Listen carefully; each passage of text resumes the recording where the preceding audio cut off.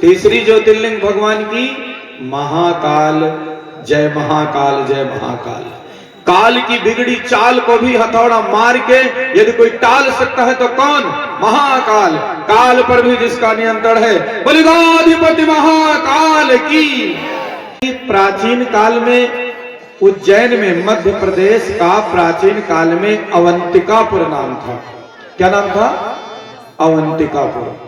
अवंतिकापुर में एक बहुत विद्वान पंडित जी रहते थे जो प्रतिदिन पार्थिव पूजन करते थे। पूजा पाठ का सबसे बढ़िया प्रभाव यदि आपको देखना है, हमारी हनुमान चालीसा सफल हुई कि नहीं, सुंदर कांड पढ़ना सफल हुआ कि नहीं, गायत्री मंत्र जपना सफल हुआ कि नहीं, इसको जानने का सबसे सरल तरीका है कि हमारी दृष्टि निर्विरोध हो जाए। निर्विरोध माने कोई भी मिले तो हमें उसमें अच्छाई तलाशने का भाव प्रकट हो जाए। कोई व्यक्ति मिले उसमें अच्छाई देखने का स्वभाव हो जाए। पर अपनी आदत ऐसी कहां है? हम लोगों की आदत तो ऐसी है कि कितना भी महान व्यक्ति मिल जाए उसको टटोलो कि कहीं कोई कमी तो नहीं है। अरे भाई, कमी क्या करनी है हमको? हमको तो अच्छाई चाहिए। जो ज्वेलरी होगा वो जेवर की पहचान करेगा, जिसको विद्वान बनना है वो विद्या तलाशेगा, जिसको मूर्ख बनना है वो मूर्खता तलाशेगा।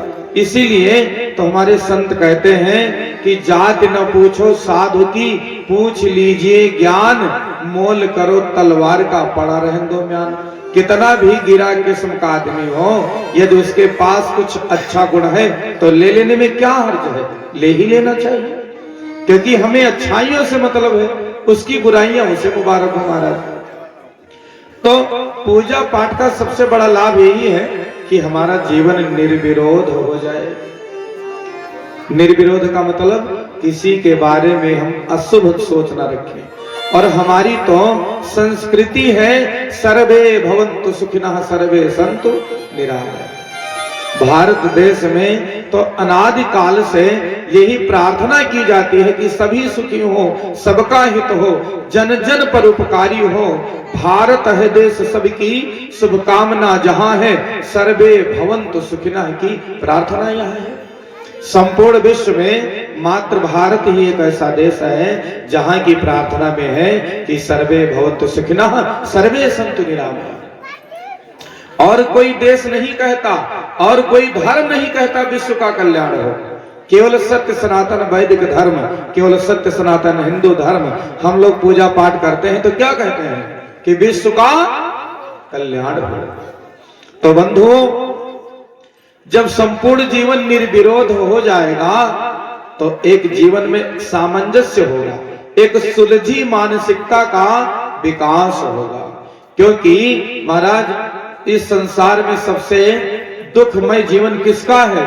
जिसके घर में एकता नहीं है। जगत में घर की फूट बुरी, दुनिया में फूट अनेकों हैं पर घर की फूट संफूट नहीं। तो घर की फूट सबसे खतरनाक है। उपासना इसीलिए आवश्यक है कि यदि हम नियम से उपासना करेंगे तो हमारे घर में फूट नहीं, एक सूत होगा।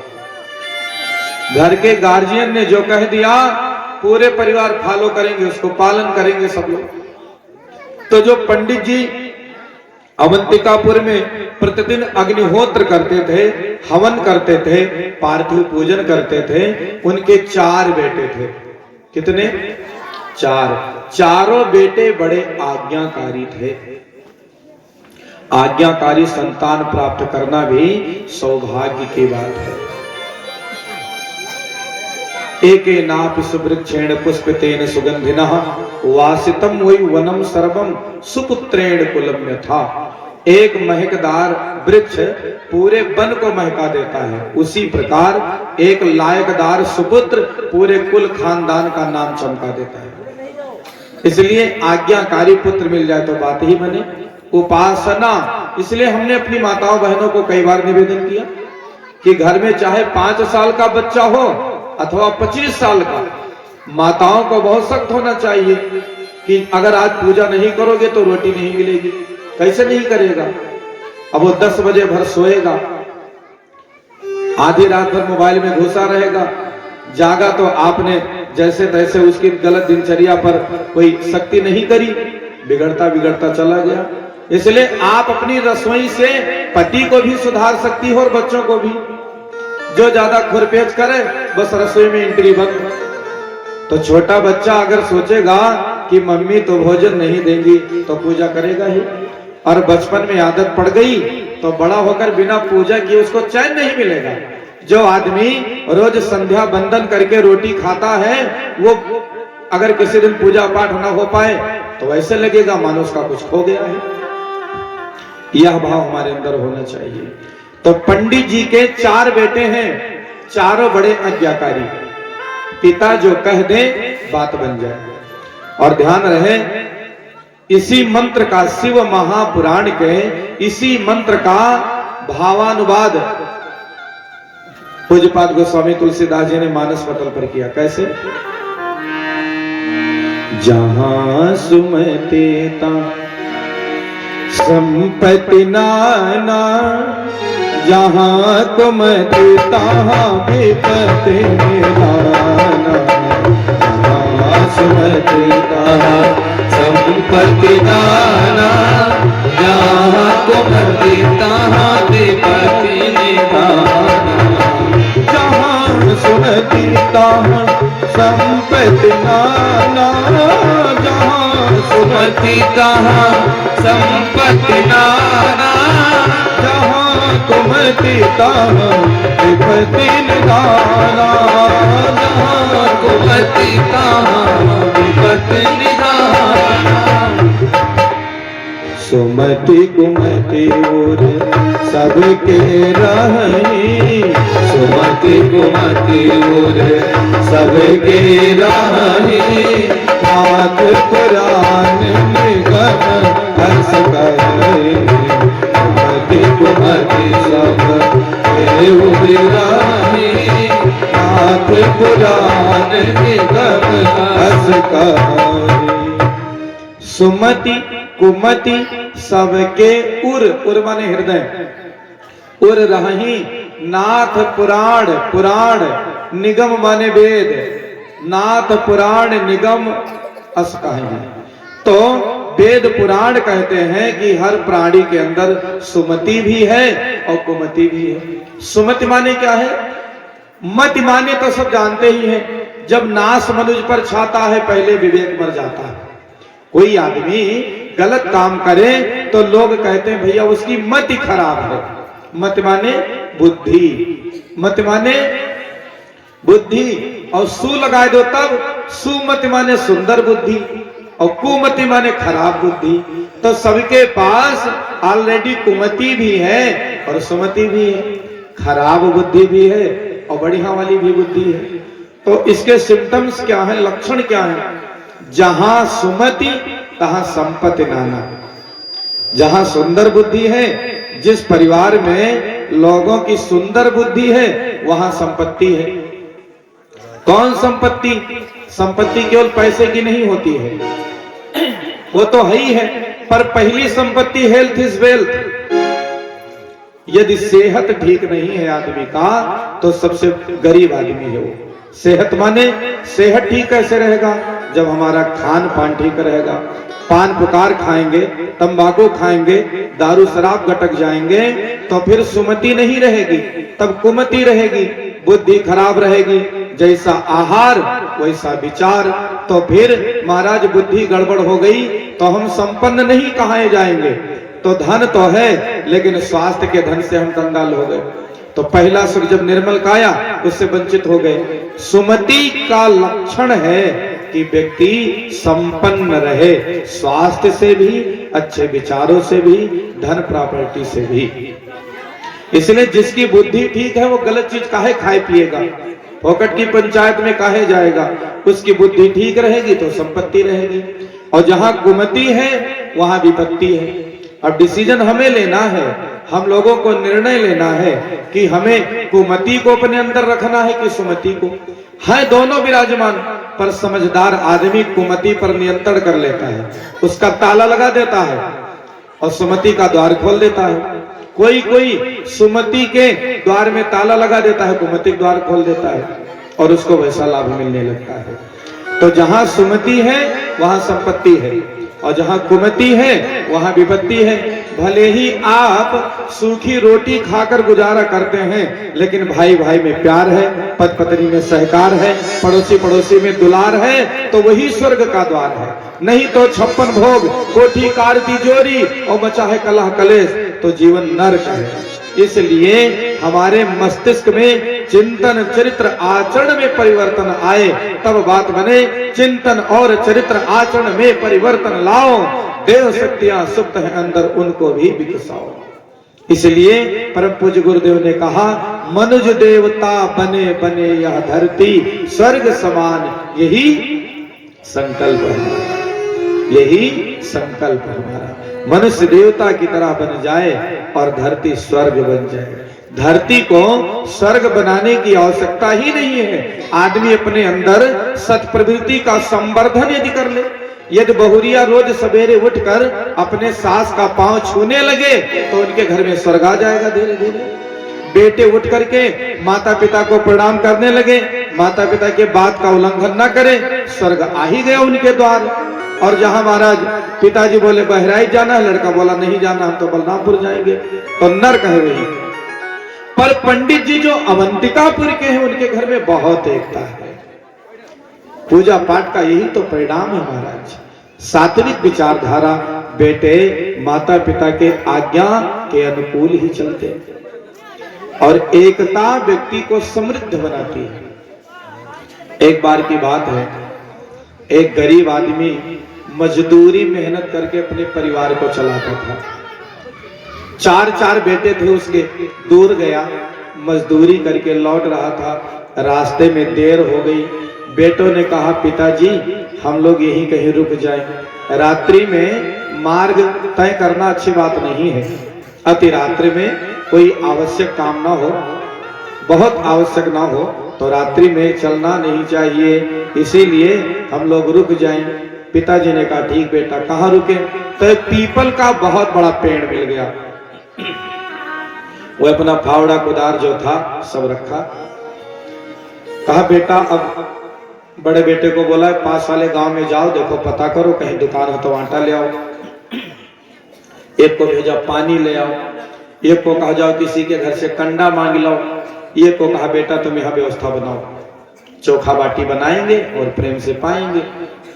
सब काम में लग गए, बनाया, चोखा बाटी पाए और प्रेम के साथ प्रभु गुण गाए, सब सो गए। रात के 12 बजे जिस पीपल पर ब्रह्मदेव रहते थे, ध्यान दीजिए, पीपल के वृक्ष पर सात्विक विचारधारा के जो विप्रगण होते हैं, शरीर शांत होने के पश्चात उनका वही निवास स्थान होता है। साइंस ने भी इस बात को स्वीकार किया कि मरने के बाद 2 लोगों को शरीर नहीं मिलता है। किसको? एक उस आदमी को जो बहुत सदाचारी है, क्योंकि भगवान के पास इतनी बड़ी कोई महान शरीर नहीं है जो उसे दे दे। उनको देह नहीं मिलती, वह भ्रमण करते रहते हैं, भटकते नहीं हैं, भ्रमण करते हैं। यही कारण है कि कोई तपस्वी महात्मा मृत्यु को प्राप्त हो जाए, उसके पश्चात भी वो जगत कल्याण कर सकता है। एज एग्जाम्पल, उदाहरण, पयापुर में राम प्रकाश बाबा जी एक अभी रहे होंगे, तपस्वी महात्मा, इकोनम बेचू बाबा, ऐसे बहुत ब्रह्मदेव के स्थान हैं। यहाँ पीपल वृक्ष है, यहाँ भी जरूर कोई आप लोगों के पूर्वज होंगे। इसलिए हर व्यक्ति को चाहिए कि शनिवार के दिन पीपल के वृक्ष पर जल जरूर चढ़ाएं। ये नहीं कि महिलाओं को नहीं चढ़ाना चाहिए, ये कहीं नहीं लिखा उखा है। इसलिए हमारी माताओं बहनों को भी चाहिए कि शनिवार के दिन सवेरे 1 लोटा जल पीपल भगवान को जरूर चढ़ावें और शाम को दिया जलावें। रोज ना कर पाओ तो कम से कम शनिवार को करना चाहिए। हमारी कितनी माताएं बहनें ब्रह्मदेव को जल चढ़ाती हैं, वाह, बहुत बढ़िया।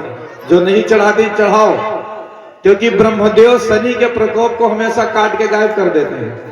तो बंधुओं एवं बहनों, मैं प्रार्थना कर रहा था कि एक तो महान व्यक्ति मरने के बाद शरीर नहीं पाता है और दूसरा दुष्ट व्यक्ति मरने के बाद देह नहीं पाता है, लेकिन वो भटकता है और जिसको पाता है परेशान करता है। और महान लोग परेशान नहीं करते, वे तो जगत का कल्याण करते हैं महाराज। तो वो पंडित जी जो व्यक्ति निर्धन पीपल वृक्ष के नीचे ठहरा था, उसके परिवार की एकता को देखा पीपल पर रहने वाले ब्रह्मदेव ने।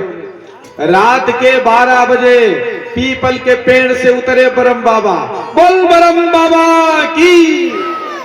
जगाया उस आदमी को जो मजदूरी करने गया था, उठ के बैठा, वो तो थर थर कांपे। बाबा ने कहा बेटा डरो मत, अपने बेटों को जगाओ। बेटों को जगाया, कहा अपना फावड़ा कुदार उठाओ, चलो पूरब की ओर 10 कदम नापो। नापा, कहा यही गड्ढा करो। खोदने लगे तो जमीन के अंदर सोने के मोहरों से भरा हुआ कलश मिला। दे दिया, ले जाओ बेटा, तुम्हारे परिवार में बड़ी एकता है, संपन्न हो जाओगे। चले आए। अब माताओं को कहां बात पचती है। दूसरे दिन पास पड़ोस की महिलाएं कहने लगी, क्या हुआ भाई, आपके इस समय पांव जमीन पर बराबर नहीं पड़ रहे हैं, उड़ी उड़ी रह रही हो, क्या कोई विशेष बात है। उन्होंने कहा देखो बहन, आप हमारी सहेली हो, इसलिए आपको बता रही हूं, सबको तो बताऊंगी नहीं। हमारे पति देवता ऐसे ऐसे किए थे, फिर उनको ये मिल गया। अब वो तो चली गई, पेट में पीड़ा उठा उनके। दूसरे की खोपड़ी देखकर अपना कपार फोड़ना नहीं चाहिए कि उनका लाल है तो हमरो लाल होगा। अब उन्होंने अपने पति को शाम को कहा कि तुम किसी कर्म लायक नहीं होगे। इनका है कहना, चुनुओ पापा एक मटका भर के सोने सिक्का ले आए। कैसे ले आए, सारी घटना बताई। तो उनके भी 4 बेटे, और गांव में लोग अक्सर कहते हैं कि एक तू हो, एक वो फलाने के लड़कन जैसा। का स्थिति रहा होंगे, मैं गांजे बहाए देता है। तो भेजा अपने बेटों और पति को, वे गए। देर नहीं हो रहा था तो भी जानबूझकर देर कर दिया। पीपल के नीचे रुके, सब जान लिया था कि ऐसे ऐसे किया था। अब बेटा भौरी लगा के खाना है, चोखा बाटी। पिताजी ने कहा बड़को, हाँ पिताजी, सामने वाले गांव से जाओ बेटा, देखो दुकान हो, आटा ले आओ। बोला हम न जाए, मझिल को भेजो। तो कह बेटा मझिल को तुम ही चले जाओ, हम ही जाए वाले हैं, नहीं ना जा सकते हम बैठे।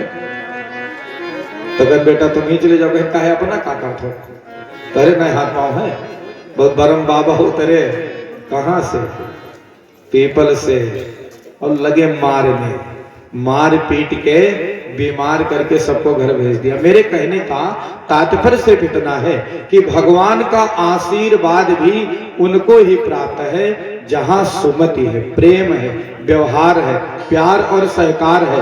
आपकी सगी रिश्तेदारी हो कोई, आप भाई लोग बताओ, अपने ससुराल जाओ और आपके सार सरहज मारपीट करने लगे, तो आप कितने दिन रुकोगे ससुराल में। अगर एक दिन रुकने गए थे तो तुरंत लौट पड़ोगे, लौटोगे कि नहीं, क्योंकि लड़ता झगड़ता परिवार किसी को पसंद नहीं है।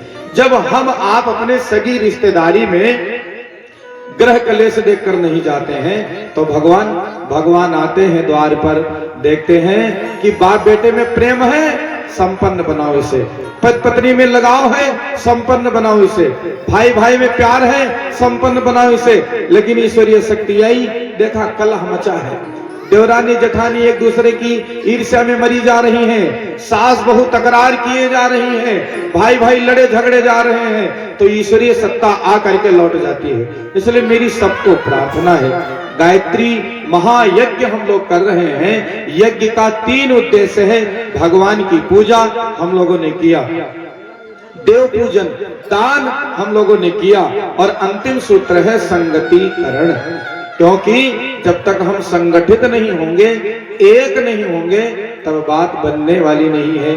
चाहे हमारा गांव हो अथवा हमारा परिवार हो, परिवार में एकता हो, गांव में एकता हो, पूरा गांव एक साथ चले तो फिर बात बने महाराज।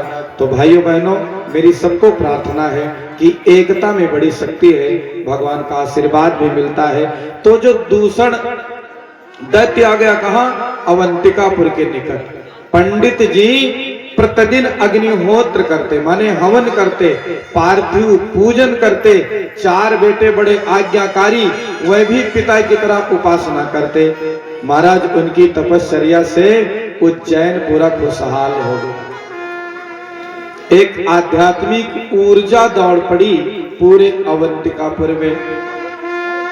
अवंतिकापुर के निकट एक दूषण नामक दैत्य आ गया और उसने सुना कि यहाँ कोई ब्राह्मण शिव की उपासना बहुत कर रहा है। तो रत्नमाल पर्वत है अवंतिकापुर से कुछ दूरी पर, वहीं वो दूषण नामक दैत्य अपने सेनापतियों के साथ ठहरा। जब उसको खबर मिली कि शिव भक्ति का यहाँ प्रकाश बहुत है, हम अपना प्रभाव अपना आधिपत्य यहाँ स्थापित नहीं कर पाएंगे, तब उसने भारी सेना के साथ आक्रमण कर दिया। पंडित जी का तो कुछ बिगड़ा नहीं, लेकिन गांव के लोगों को मार पीट के किनारे कर दिया। सारे गांववासी पंडित जी के पास गए, महाराज आपकी पूजा का क्या अर्थ है? यदि हम लोग सुरक्षित न रह पाए तो पंडित जी ने भगवान सदाशिव को एकाग्र भाव से स्तुति करी है, हे महाकाल, अब आपके सिवा हमारी कौन रक्षा कर सकता है? उधर दूसरे ने कहा कि ये पंडित जो रोज महाकाल महाकाल करता है, इसी को मारो। अपनी राक्षसी सेना लेकर आया है और जैसे पंडित जी के परिवार पर आक्रमण किया, पंडित जी पार्थिव पूजन कर रहे थे, एक ज्योतिपुंज गड़गड़ाता हुआ प्रकट हुआ, बहुत बड़ा गड्ढा हो गया और शिवाग्नि प्रज्वलित हो गई। दूसरा दैत्य की सारी सेना और उसको ध्वंस कर दिया। शिव के द्वारा दूसर की सारी सेना मारी गई।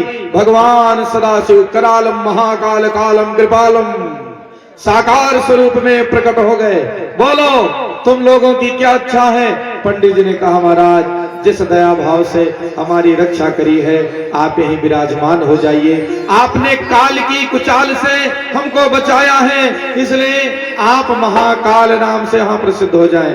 तब भगवान सदाशिव उज्जैन में शिप्रा नदी के किनारे स्वयं महाकाल स्वरूप में विराजमान हो गए। बलिगाधिपति महाकाल